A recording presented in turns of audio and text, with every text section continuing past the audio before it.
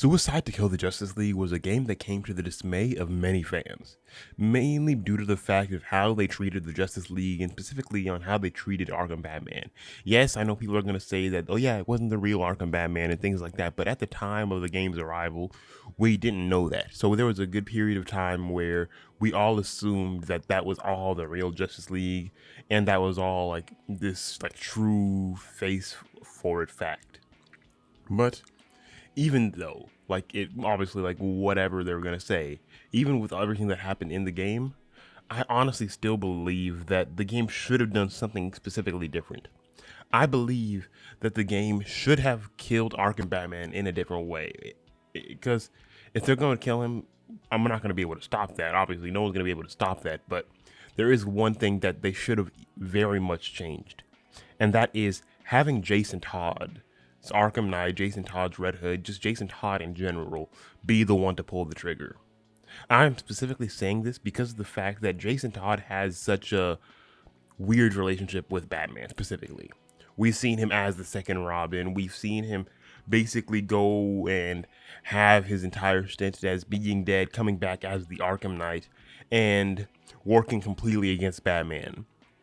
We see how he in turn completely has the most different relationship from Batman compared to any of his other Robins, simply due to the fact that he's someone that actively is completely usually willing to kill, has a completely different moral code, and has a very different relationship with Batman in general. Has had a love-hate relationship with Batman and has always kind of not always like had the best relationship with Batman. I think it would have been best if he had been the one to pull the trigger, strictly due to the fact that it could have easily ended a storyline in that specific manner. Jason Todd and Batman are always kind of, not always like at odds, but they don't always have the best relationship. That's basically the entirety of their story. Him being Red Hood, him being the Arkham Knight, is usually one of those things that starts off in the world's worst way possible, and then eventually he comes back into the fold, he comes back into the story, and he comes back into being a full-blown part of the Bat family. But if he had been the one to pull the trigger, it could have easily changed up the story entirely, due to the fact that it would have made more poetic sense for him to be the one to say, goodbye, Bruce. I'm sorry that it has to happen like this. You need to go now. We'll take care of your legacy. We'll take care of how you should have been treated, and we'll take care of the story from now on. Because having Harley Quinn do it doesn't really make sense in terms of like narrative story, due to the fact that she doesn't have a true connection with Batman. It just feels very wrong for her to be able to do it, and just felt very anticlimactic, because it was just like, oh yeah, pull the trigger, kind of walk away, because one, Harley doesn't have a very good relationship with Batman in the first place, obviously, but she's out here talking about like, oh yeah, like this was like he wasn't a good person or whatever. But even though Batman usually treats Harley Quinn fairly nicely compared to the rest of his villains, due to the fact that he knew who she was, and he usually treats her fairly nicely, but comparatively to anybody else in the entirety of the Arkham verse, having at least one of the Bat family members be the one that takes the killing shot would have made the most narrative sense, as in terms of they're killing him strictly to end his suffering and the pain that he is in, and basically take the mantle on from him.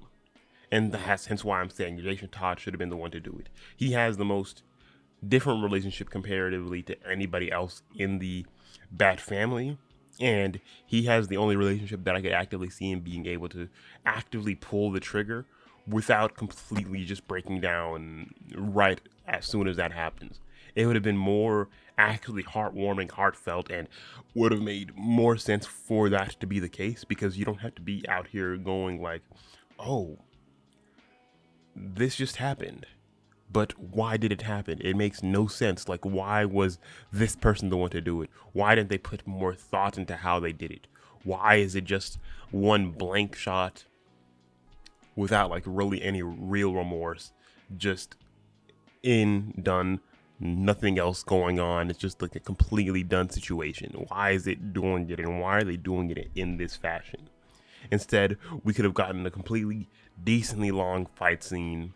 Because we at least know Jason Todd, Nightwing, Tim Drake, like any one of the Robins have been trained by Batman already. So it would have been made more sense for them to be like, this isn't you. We know you wouldn't want yourself to be going through this. We know that you wouldn't want yourself to be fighting like this.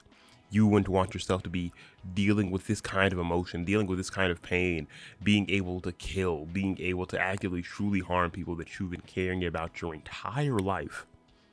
And we know you wouldn't want this for yourself. So we will end your misery and kill you. It would hurt. It will be extremely heart-wrenching for them, but they would do it strictly because of the fact that they know this isn't what he would want. This isn't how he would want to live the rest of his life, as a slave, as a basic full-on killing machine that has no remorse, nothing left, and is just basically a pawn for Brainiac. They could have already known that singular fact and been like, we know this isn't what you want. We know this isn't how you want to be treated, so let's help you out. Let's pull the trigger. Let's take you out of the board completely, and we will continue on with your legacy.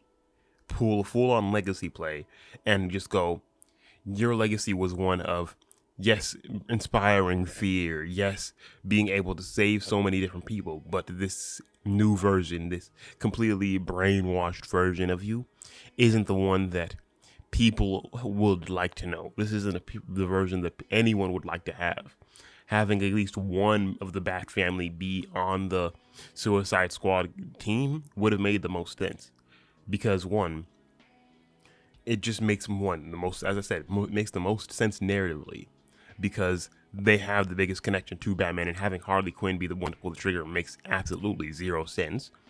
And secondly, because of the fact that it would have made more sense for them to like actively have someone, a part of the Bat family, to kind of guide them also, because yes, we have Batman's contingency plans and that would have worked, but having it be like, oh yeah, just have all of the different Justice League members be taken out by these Suicide Squad people doesn't always make the most sense narratively to my, and like to make the most sense to me and make the most sense narratively. Having Jason Todd specifically do it would have made the most sense. I'm going to keep reiterating this because, as I've already previously stated, he doesn't always align with Batman. So it would have made more sense for him to do it because he's not going to hesitate as much. Yes, he's going to hesitate. Who wouldn't hesitate? This is basically a pseudo version of his father figure and the person that was really there to kind of help him out and bring him back into the light, bring him back into the fold, and bring him back into an actual good-ish person. Yes, he has a very disdain relationship with him, and yet they always aren't going to be able to see eye to eye. But having Jason Todd be the one to pull the trigger would have just easily helped the story along and created an entirely new narrative, created an entirely new thought process, and been able to really move the story forward in the best way possible. This really could have just been the one thing that the Suicide Squad Kill the Justice League could have used and utilized to be able to actively been a decently good game. And we know so many people that have played the game have already been like, yeah, as soon as I figured out Batman died, stopped playing, didn't want to play again, didn't like the thought process, didn't like the entirety of the narrative, didn't like anything that was going on, so immediately just called the game quits and didn't want to play anymore because of the fact of how they did it and how they portrayed it. If that portrayed it in any different way, if that portrayed it in any specific different circumstance, in every different light, the game probably would have gotten a little better reception, because at least then you could have had something that makes sense. Not just him sitting on a bench, Harley Quinn shoots him and the bench falls over. It could have been something so much more special, so much more heartfelt, so much more respectful of the legacy and the entirety of the history that we've had with the Batman from the Arkham games. It could have been the true ending that Kevin Conroy deserved, that he deserved. The complete true ending that his character would really be able to take, because obviously no one can ever replace him, and no one could ever actively live up to that same emotion and same like full-on character that he was able to create throughout the entirety of the games. So why even bother trying? Still, obviously, if you want to kill him off, but do it in a better way. Do it in a way that makes the most sense narratively. Do it in a way that makes the most sense for the fans. And that's the one thing that they didn't do. But please, tell me what you guys think down in the comment section below, and tell me what you guys think about everything that the Suicide Squad, the Kill the Justice League did. I want to hear you guys' opinions, and I will see you guys in the next video. Peace.